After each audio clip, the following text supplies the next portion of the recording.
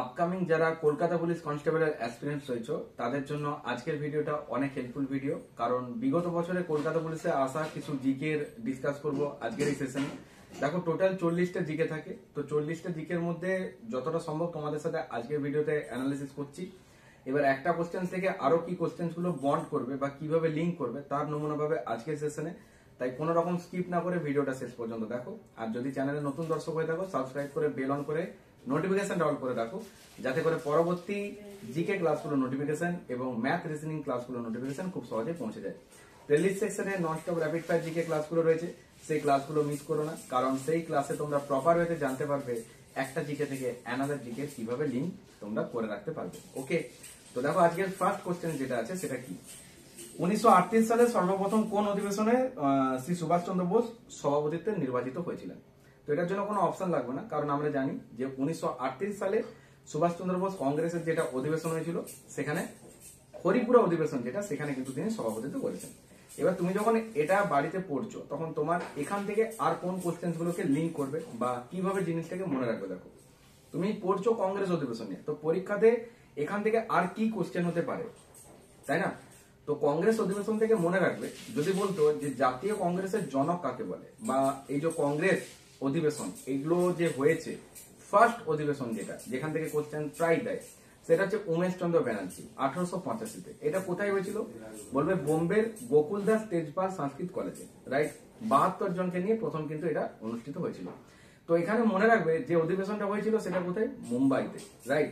এবার মনে রাখবে ইন্ডিয়া গেট যেটা হচ্ছে আমাদের নিউ দিল্লি, কিন্তু ভারতের প্রবেশদ্বার যদি বলে তখন হবে মুম্বাই। সব থেকে বড় পোতাশ্রয় মুম্বাই। তার পাশাপাশি তোমাকে মনে রাখতে হবে যেটা যে নিউ ইয়র্কে হচ্ছে কি স্ট্রিট, কি স্ট্রিট নিউ ইয়র্কে, আর মুম্বাইতে কি স্ট্রিট রয়েছে দেখো, একটা রয়েছে দালাল স্ট্রিট। তো দালাল স্ট্রিটটা কোথায়, যেটা হচ্ছে মুম্বাইতে। মুম্বাইতে দালাল ঘোরাঘুরি করছে, এইভাবে মনে রাখবে যে দালাল স্ট্রিট হচ্ছে মুম্বাইতে। ওয়াল স্ট্রিট যেটা হচ্ছে নিউ ইয়র্কে। আবার যখন তুমি নিউ ইয়র্ক বলছো তোমাকে এখান থেকে মনে রাখতে হবে যে ইউনেস্কো যেটা হচ্ছে প্যারিস, তাই না, যেখানে তার হেডকোয়ার্টার ইউনেস্কো প্যারিসও। কিন্তু ইউনাইসেফ যদি বলতো নিউ ইয়র্ক, যেরকম ইন্টারন্যাশনাল কোর্ট অফ জাস্টিস অর্থাৎ সম্মিলিত জাতিপুঞ্জের যেটা আন্তর্জাতিক বিচারালয় সেটা কোথায়, নেদারল্যান্ডের হেগের পিস প্যালেসে, হেগ। এখানে 15 জনকে বিচারপতিকে নিয়ে প্রথম কিন্তু এটা শুরুয়াত হয়েছিল। তাহলে কংগ্রেস অধিবেশনে যদি তুমি আবার ফিরে আসো তাহলে এখান থেকে আর কি কোশ্চেন হতে পারে, জাতীয় কংগ্রেসের জনক বা এটার প্রতিষ্ঠাতা যদি বলে তখন উত্তর হবে হিউম, অর্থাৎ যার পুরো নাম হচ্ছে অ্যালান অক্টাভিয়ান হিউম। ক্লিয়ার হয়েছে? দেখো প্রথম অধিবেশনের পর যেটা সেকেন্ড অধিবেশন হয়েছিল সেটা হচ্ছে 1886-তে, যেটা হচ্ছে দাদাভাই নৌরাজি। এখান থেকে পরীক্ষায় কি কি কোশ্চেন হতে পারে, দাদাভাই নৌরাজি প্রথমত ভারতের প্রথম জাতীয় আয় গণনা করেছেন 1867 থেকে 68। তিনি the grand old man of India এটা নামে কিন্তু পরিচিত। তাছাড়া তোমাকে মনে রাখতে হবে যে লন্ডনে ইন্ডিয়া হাউসের প্রতিষ্ঠাতা যিনি করেছেন তিনি হচ্ছেন শ্যামাজি কৃষ্ণ বর্মা, কিন্তু লন্ডনে ইন্ডিয়া অ্যাসোসিয়েশনের ফাউন্ডারকে আনসার হবে কিন্তু দাদাভাই নৌরাজি। তিনি poverty and An British rule in India, এখানে জনপিছু মাথা আয় যেটা তিনি বলে গিয়েছিলেন 20 টাকা করে। ক্লিয়ার হয়েছে? এই যে দাদাভাই নৌরাজি, এখান থেকে আর কি কোশ্চেন হতে পারে, 1886-তে কংগ্রেসের যেটা সেকেন্ড অধিবেশন সেটা কোথায় হচ্ছে, কলকাতাতে, সেখানে তিনি সভাপতিত্ব করেছেন। ক্লিয়ার হলো?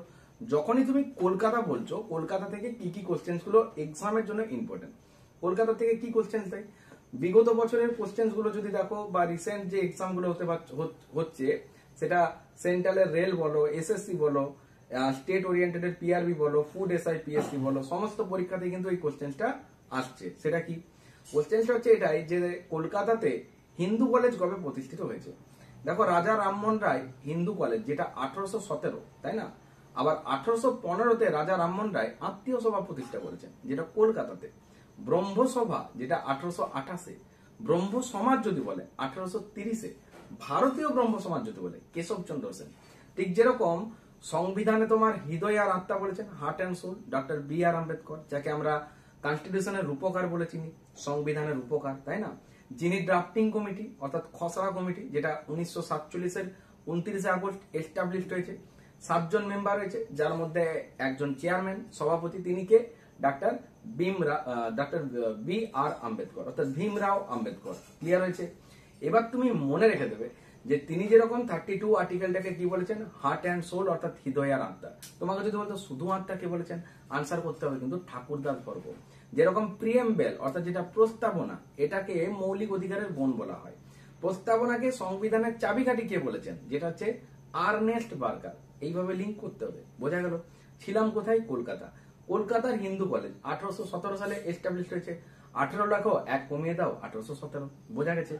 যদি তোমাকে বলা হয় যে হিন্দু কলেজের বর্তমান নাম কি, আনসার করতে হবে কি, প্রেসিডেন্সি কলেজ। ক্লিয়ার আছে। কলকাতায় অ্যাংলো ওরিয়েন্টেড বৈদিক কলেজটাকে প্রতিষ্ঠা করেছেন, আনসার হবে স্যার সৈয়দ আহমেদ খান। পরীক্ষায় খুব দেয় এটা, মনে রাখবে। মেডিকেল কলেজটা কলকাতাতে কত সালে প্রতিষ্ঠিত হয়েছিল, আনসার কি করবে, 1835। এই যে কলকাতা পুলিশ, এটার মোটো কি, বলবে উইথ ইউ অলওয়েজ। তাহলে ডাব্লিউবিপি, ওয়েস্ট বেঙ্গল পুলিশ, এটার মোটো কি, যেটা হচ্ছে we care we dare. Clear করতে পারলাম। এবার মনে রেখে দাও যে কলকাতাতে রবীন্দ্র সেতু কখন চালু হয়েছিল, মানে এই ক্যান্টিলেভার যে ব্রিজটা, যেটা একটা ঝুলন্ত, সেটা হচ্ছে ভারত স্বাধীনের 4 বছর আগে, মানে 1943।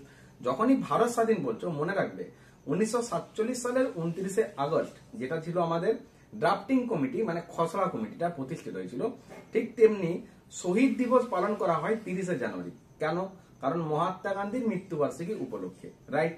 এবার বলো তো, মহাত্মা গান্ধী হরিজন পত্রিকার সম্পাদক ছিলেন, রাইট। মনে রেখে দাও যে 1947-এর 1 বছর পর কি হয়, 1948। ক্লিয়ার। আর জানুয়ারি মাসটা 31 তারিখে শেষ হচ্ছে, তার একদিন আগে এসো, মানে 30শে জানুয়ারি। তাহলে 1948-এর 30শে জানুয়ারি কি হচ্ছে, বলবে মহাত্মা গান্ধীর মৃত্যু হচ্ছে। কিভাবে, নাথুরাম গডসে দ্বারা। মূলত তিনি দক্ষিণ আফ্রিকার নাটাল থেকে ভারতে এসেছেন 1915 সালের 9 জানুয়ারি, যে কারণে প্রবাসী ভারতীয় দিবস আবার 9 জানুয়ারি পালন করা হচ্ছে, বোঝা গেছে। এবার দেখো, মহাত্মা গান্ধী থেকে পরীক্ষায় কিন্তু কোশ্চেন যেগুলো দেয়, সেগুলো কি, ওনার ডান্ডি অভিযান নিয়ে দিতে পারে, যেটা 1930-এর 12ই মার্চ শুরু করেছেন, আর 1930-এর 6 এপ্রিল শেষ হচ্ছে। শুরু করেছিলেন গুজরাটের সবরমতী আশ্রমে, শেষ করলেন ডান্ডি গ্রামে। 241 মাইল পথ, 78 জন সত্যাগ্রহীকে নিয়ে 24 দিন পায়ে হাঁটার পর অবশেষে তিনি ডান্ডি গ্রামে গিয়ে পৌঁছান। এনার যদি বলতো প্রথম সত্যাগ্রহটার নাম কি, অনেকেই ভাবছো যে অসহযোগ আন্দোলন, আনসার করব। কেন হবে না, কারণ ওটা হচ্ছে আন্দোলন, আর চম্পারণটা হচ্ছে একটা সত্যাগ্রহ, যেটা বিহারের চম্পারণ। বুঝতে পারছো, একবার ডাব্লিউবিপি তে দিয়েছিল যে চম্পারণটা কোথায় হয়েছিল, আনসার করবে বিহার। মনে রাখবে 1917 সালে এটা হচ্ছে ওনার প্রথম সত্যাগ্রহ, রাইট। আর যদি বলতো প্রথম গণ আন্দোলন কি, তার আনসারটা করে আসো, অসহযোগ আন্দোলন 1920 থেকে 1922। এর প্রতিবাদেই তিনি কিন্তু কাইজার-হিন্দ উপাধি ত্যাগ করেছেন। মূলত এটার পেছনে আরেকটা কারণ ছিল, সেটা হচ্ছে জালিয়ান ওয়ালাবাগের হত্যাকাণ্ড, বোঝা গেছে। এবার দেখো, এই যে জালিয়ান ওয়ালাবাগের হত্যাকাণ্ড, এখান থেকে কি কি কোশ্চেন হতে পারে। মূলত দুজন প্রধান নেতা, ডক্টর সৈফুদ্দিন কিজলু আর সত্যপাল রায়চৌধুরী, এদেরকে গ্রেপ্তার করা হয়েছিল, যে কারণে পাঞ্জাবের অমৃতসর শহরে একটা জনতা মিছিলের আয়োজন করা হয়েছিল। অনেক মানুষ এখানে কি হয়েছিল, একসাথে জমায়েত হয়েছিল, বুঝতে পারলে। জেনারেল মাইকেল ডায়ার বলল যে এত বড় মিছিল, এটাকে আমরা ছত্রভঙ্গ করব, যে কারণে তিনি গুলি চালানোর নির্দেশ দেয়, বোঝা গেছে। এটার জন্য কি হলো, 391 জন মানুষ নিহত হলো, 1000 জনের মতন মানুষ আহত হলো। এটা অফিসিয়ালি ভাবে বলা হচ্ছে, কিন্তু আনঅফিসিয়ালি ভাবে পদপিষ্ট হয়ে অনেক মানুষ কিন্তু নিহত হয়েছেন। এই ঘটনাটা ইতিহাসে জালিয়ান ওয়ালাবাগের হত্যাকাণ্ড নামে পরিচিত। 1919 13 এপ্রিল কোথায় হয়েছিল, পাঞ্জাবের অমৃতসর শহরে। এই যে অমৃতসর যে নামটা বলছো, এটার আগে নাম কি ছিল, বলবে গুরু রামদাস। কার নাম অনুসারে রাখা হয়েছিল, শিখদের চতুর্থ গুরু গুরু রামদাসের নাম অনুসারে। এটার আগে নাম কি ছিল জানো, রামদাসপুর। এই যে অমৃতসরে যে স্বর্ণ মন্দিরটা রয়েছে, এটার ফাউন্ডার কে, তিনি। আর এখানে ভূমিদান কে করেছেন, আনসারটা কি করবে, আকবর। এই আকবর আবার বুলেন্দ দরজা করেছে 1575-এ, কেন জানো, গুজরাটের বিজয় সরণীকে স্মৃতির রক্ষার্থে। ঠিক আছে, উত্তর পল্লীতে জামা মসজিদে যাওয়ার সময় প্রধান প্রবেশদ্বার। ক্লিয়ার হয়েছে। আকবর ইবাদখানা করেছিলেন 1575-এ, ভিভিআই দিন ই ইলাহি, যেটা 1582-তে। বীরবল, ফৌজি আর আবুল ফজল 3 জন প্রথম গ্রহণ করেন, যার মধ্যে বীরবল কিন্তু প্রথম গ্রহণ করেছিলেন। 3 জন হিন্দু মন্ত্রী। আকবরের 8 বছরের অভিভাবকের নাম কি, বৈরাম খান। ক্লিয়ার হয়েছে। এই যে আকবরের সাথে কে যুদ্ধ করতে এসেছিল জানো, আহমেদনগরের রানী চাঁদ বিবি। ক্লিয়ার করতে পারলাম তো। দেখো, জিকে তোমাকে এইভাবে প্রপারতে লিঙ্ক আপ করতে হবে। যেরকম 1924-এর কংগ্রেস অধিবেশন, আমি যদি ওখানে আবার মুভ করি, তাহলে যেটা প্রথম এবং শেষবারের মতন বেলেগাঁও অধিবেশন। আর এই যেটা কোশ্চেনটা থেকে আমি এতগুলো জিকে তোমাকে লিঙ্ক করছি, সেই কোশ্চেনটা ছিল হরিপুরা অধিবেশনে নিয়ে। তো মনে রাখবে এখানে গান্ধীজি দাঁড়াননি, কিন্তু গান্ধীজির পক্ষে দাঁড়িয়েছিলেন যিনি, ওনার হয়ে তিনি হচ্ছেন পট্টবী সীতারামাইয়া। আর নেতাজি সুভাষচন্দ্র বোস 1939 সালে ত্রিপুরার কংগ্রেস অধিবেশনেও সভাপতিত্ব করেছেন। এই ত্রিপুরার 3 দিকেই আন্তর্জাতিক সীমারেখা রয়েছে। ক্লিয়ার হয়েছে? ত্রিপুরার চিফ মিনিস্টারের নাম কি? মানিক সাহা, রাইট? এবার তুমি বলো তো আমাকে, যদি তোমাকে কোশ্চেন করা হয় যে সুভাষচন্দ্র বোসের ছদ্মনাম কি ছিল, তুমি বলবে স্প্রিঙ্গিং টাইগার। এছাড়া ওনাকে কি নামে ডাকা হয়? বলবে জিয়াউদ্দিন। কেন জানো? 1941 সালে কি হয়েছিল? তিনি 1939 সালে কি করেছিলেন? ফরওয়ার্ড ব্লক, যেটা সিঙ্গাপুর। আর 1941 সালে কি হলো? তিনি দিল্লির এলগিন রোডের বাড়ি থেকে ওই জিয়াউদ্দিন ছদ্মনামে কিন্তু বেরিয়ে গেছিলেন। দিল্লি চলো, তোমরা আমাকে রক্ত দাও, আমি তোমাদের স্বাধীনতা দেবো, এগুলো তো ওনারই উক্তি। যেরকম Swaraj is my birth right and I can do it, এই মহান উক্তিটা কার? বিজি তিলক, যাকে আমরা লোকমান্য বলে চিনি।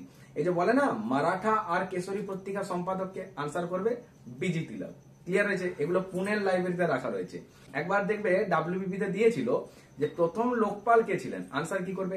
পিনাকি চন্দ্র ঘোষ। আবার দেখো পিনাকির সাথে একটা লিঙ্ক করতে পারবে, দেখবে পিঙ্গালি ভেঙ্কাইয়া, যে জাতীয় পতাকার নকশাটা প্রস্তুত করেছে। যেরকম ময়ূর সিংহাসনের নকশা প্রস্তুত করেছে বেবাদল খাঁ, মানে এটা 1 কোটি সোনা দিয়ে এই সোনার যেটা সিংহাসনটা তৈরি করেছিল, নাদির শাহ এটাকে কোহিনুরে হীরার সাথে লুকিয়ে নিয়ে গেছিলেন। বুঝতে পারলে? সব থেকে বৃহত্তম হীরক খনিটা ওয়ার্ল্ডের মধ্যে যদি বলি জুবিলি, যেটা রাশিয়াতে রয়েছে। বৃহত্তম হীরকটার নাম কি? কাল্লিকা। আবার বৃহত্তম দ্বীপের নাম পৃথিবীর মধ্যে নাম কি? গ্রিনল্যান্ড, যার এক প্যাচের নাম হচ্ছে কাল্লিকাত নুনার। যদি বলতো বৃহত্তম উপদ্বীপের নাম কি, আনসার করবে আরবি উপদ্বীপ। এবার আরব সাগরে যে নদীগুলো পড়ছে সেগুলো ভারতের পশ্চিম বাহিনী নদী, ফর এক্সাম্পল নর্মদা, তাপ্তি। এই যে সুরাট শহরটা কোন নদীর তীরে অবস্থিত? তাপ্তি নদীর তীরে অবস্থিত। ইংরেজরা 1600 খ্রিস্টপূর্বাব্দে যখন জাহাঙ্গীরের অনুমতি নিয়ে প্রথম ইস্ট ইন্ডিয়া কোম্পানিটা স্থাপিত করেছিল, সেটা গুজরাটের সুরাটে। এই সুরাট অধিবেশন কি হয়েছিল? কংগ্রেসের নরমপন্থী চরমপন্থী দুটো ডিভিশনে ভাগ হয়েছিল। যেরকম বৌদ্ধদের চতুর্থ সম্মেলন, তাই না, যেটা কনিষ্ক সময় 78 এডিতে হয়েছিল। কোথায়? কাশ্মীরের জলন্ধরে। বুঝতে পারলে? যেখানে বসুমিত্র কি করেছিল? সভাপতি করেছিল, সভাপতিত্ব ছিল এখানে। এখানে বৌদ্ধরা হিনজান মহাজানের ডিভিশনে ছিল। যেরকম জৈনদের 500 এডিতে কি হয়েছিল? যেটা হচ্ছে দ্বিতীয় সম্মেলনটা হয়েছিল। বুঝতে পারলে? এখানে জৈনরা আবার শ্বেতাম্বর দিগম্বরে মানে ভাগ হয়েছিল। এই শ্বেতাম্বর মানে যারা সাদা বস্ত্র পরিবহন করতো, শ্বেত বস্ত্র। আর যারা বস্ত্র পরিবহন করতো না, সেটা হচ্ছে দিগম্বর। শ্বেতাম্বরদের নেতৃত্ব থেকে স্থলভদ্র, আর দিগম্বর যেটা হচ্ছে ভদ্রবাহু। এইভাবে কোশ্চেন গুলো মনে রাখতে হবে। জৈন ধর্ম থেকে কি কি দেয়। তো ওভারঅল জিকে জিএসটা একটা কুইক রিভিশন করার জন্য তোমরা যোদ্ধা ব্যাচে জয়েন করতে পারো। এই যে স্ক্রিনে যে হেল্পলাইন নাম্বারটা দেখতে পেলে, এটা হোয়াটসঅ্যাপ নাম্বার এবং এটা হচ্ছে হেল্পলাইন নাম্বার। তো যারা কুইক রিভিশন করতে চাইছো, হতে পারে তোমার জিকে জিএসটা একটা ডেসক্রিপটিভ ওয়াইজ পড়া রয়েছে, তুমি এখন টেস্ট দিচ্ছ, বা তুমি একজন এভারেজ সেকশনের স্টুডেন্ট, তোমার হয়তো 60% কভার আপ হয়েছে। এবার অনেকে ডেসক্রিপটিভটা ঠিকঠাক কমপ্লিট করতে পারে না, তারা এমসিকিউ এ যাওয়ার জন্য শর্টকাট করে। কিন্তু এমসিকিউ তে 2 পয়েন্টে একটা কোশ্চেন আনসার হবে, কিন্তু তোমাকে তো প্রপার জিনিসটাকে লিঙ্ক করতে হবে। তো যার নমুনা পাবে তুমি যোদ্ধা ব্যাচে। দেখো অনেক স্টুডেন্ট যোদ্ধা ব্যাচে যারা আমার রয়েছে, তারা কিন্তু এখন জিকে তে ভালো ইমপ্রুভ করেছে। বুঝতে পারলে? তো তুমি যদি ডাব্লিউপি কেপি ছাড়াও আদার্স কম্পারেটিভ এক্সামের একজন অ্যাসপিরিয়েন্স হয়ে থাকো, তোমার জন্য যোদ্ধা ব্যাচটা অনেক হেল্পফুল একটা ক্লাস হবে। কারণ এখানে প্রপার ওয়েতে জিকে কিভাবে লিঙ্ক করবে, দেখো যেগুলো ডেসক্রিপটিভ ক্লাস ডেসক্রিপটিভ করানো হচ্ছে, আর যেগুলো লিঙ্ক আপ করে লিঙ্ক আপ করছে। যেরকম কুষাণ যুগ থেকে কি কি কোশ্চেন হতে পারে, আমি কুষাণটা ধরো পুরো লেখাবো না, আমি বলবো যে কুষাণ বংশের শ্রেষ্ঠ সম্রাট হচ্ছে কনিষ্ক। এবার কনিষ্ক থেকে কি কি কোশ্চেন দেয়। এই যে বৌদ্ধদের যেটা চতুর্থ সম্মেলন, মূলত অকা অজাতশত্রু কালাশক অশোক কনিষ্ক। বুঝতে পারলে? তো এবার অজাতশত্রু কালাশক অশোক কনিষ্ক অর্থাৎ রাজকীয় বৈশালী পাটলিপুত্র কাশ্মীর 483 383 250 78 মস্ট টিপ, এগুলো মনে রাখার ট্রিক্স। তো এর নমুনা আমি ওখানে দিচ্ছি, মানে আমার অনলাইন ব্যাচে যেটা ক্লাসগুলো হয়। তো যারা জিকে জিএসে অনেক উইক ছিল, অনেক স্টুডেন্ট এরকম রয়েছে, তারা কিন্তু আজকে একটা মানে খুব দারুণ প্রিপারেশন করে নিয়েছে।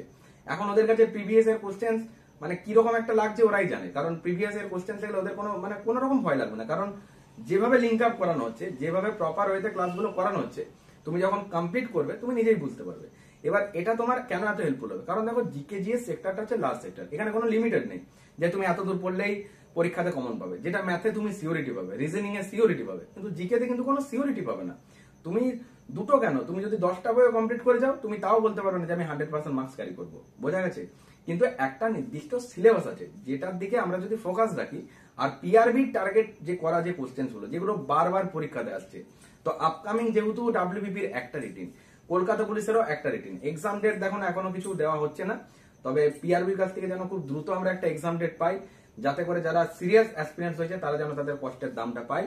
তো তোমরা যারা জিকেটাকে একটা র্যান্ডাম কুইক রিভিশন করতে চাইছো খুব অল্প সময়ের মধ্যে, যে ক্লাসগুলো করানো হচ্ছে, আমাদের লাইভ সেশনে ক্লাস হয়, ক্লাস রেকর্ড আর পিডিএফ এর সুবিধা রয়েছে। তো সমস্ত কিছু বিস্তারিত জানতে তোমরা হেল্পলাইন নাম্বারে যোগাযোগ করো, এটা হোয়াটসঅ্যাপ নাম্বার, এখানে টেক্সট করো, তোমরা সমস্ত কিছু আপডেট পাবে। আর এই ভিডিওর ডেসক্রিপশন বক্সে টেলিগ্রাম গ্রুপের লিঙ্ক দেওয়া রয়েছে, টেলিগ্রামে জয়েন হয়ে যাও, যাতে করে ক্লাস ওরিয়েন্টেড সমস্ত কিছু আপডেট তোমরা পাবে।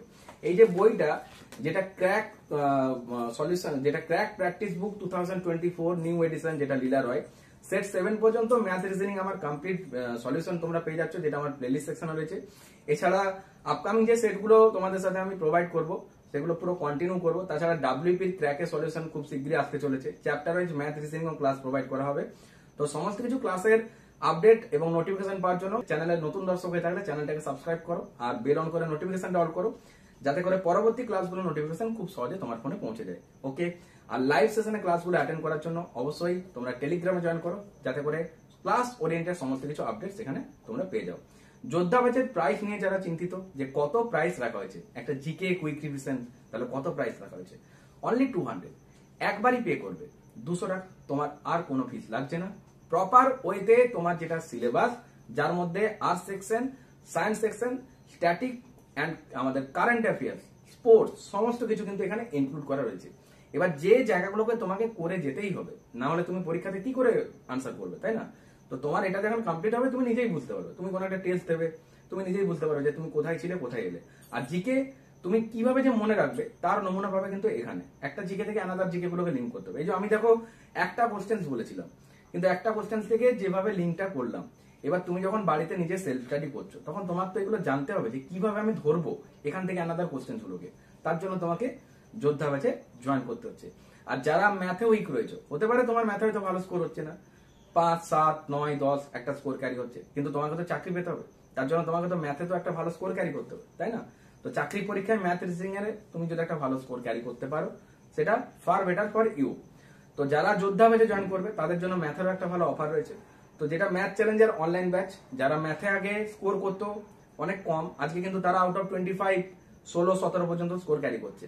কেউ একটা অঙ্ক করবে যেটা 5 মিনিটে, তাও ঠিক হবে কিনা ঠিক নেই, হয়তো একটা লং ক্যালকুলেশন করছে, চিন্তিত হয়ে গেছে যেটা আদৌ ঠিক হলো কিনা, তুমি সেটা কিন্তু একুরেসি দিয়ে জাস্ট 5 সেকেন্ডে সলভ করবে।